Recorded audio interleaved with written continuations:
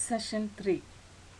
In the previous session, we discussed about the title of the poem, about the poet, and a brief introduction to the poem.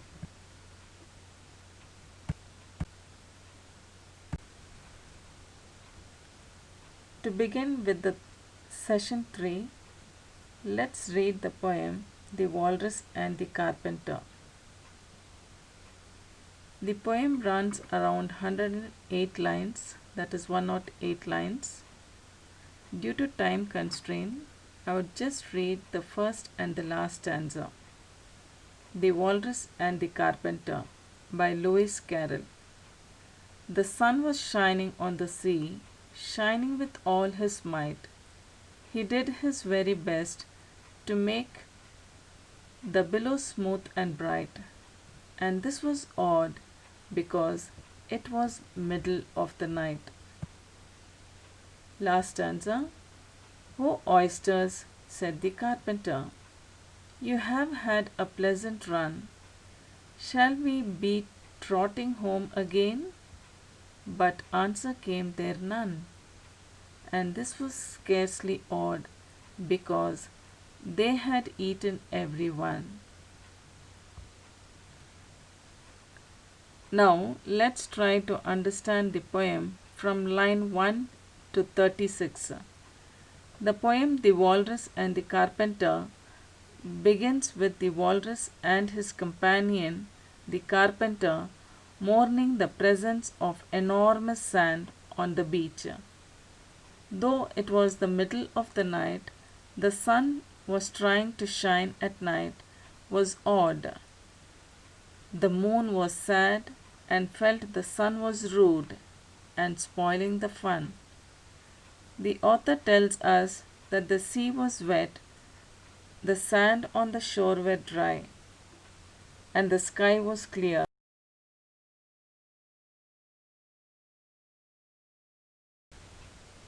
Now let's look about the poem from line 37 to 72. The eldest oyster was too wise to leave the oyster bed and told the walrus that he would not go with words, but with a shake of his head and a wink of his eyes. At first, 4 more oysters came to follow on the walk, and then many oysters joined them on the shore. The walrus and the carpenter walked about a mile and rested on a low rock. The oysters waited in a row. The walrus told the oysters that it was time to talk about cabbages, kings, and whether pigs have wings.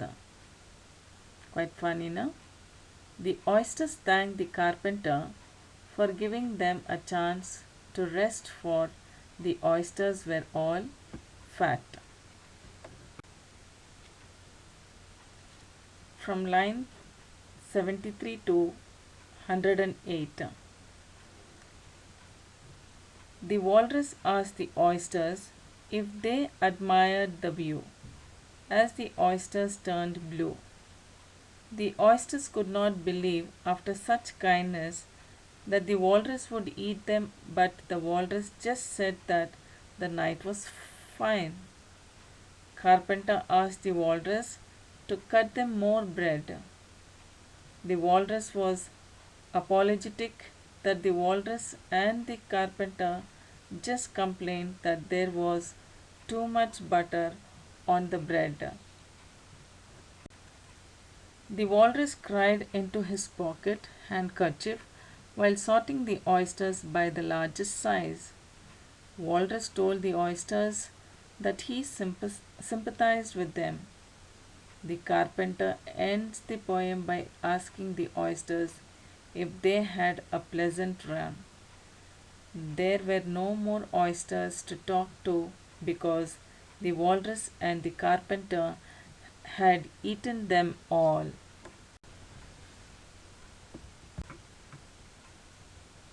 Yes, this session also consists of few MCQs.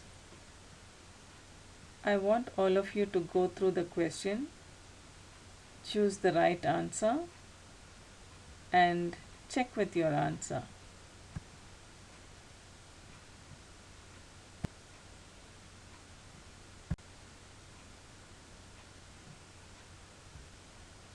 By this, I conclude the third session.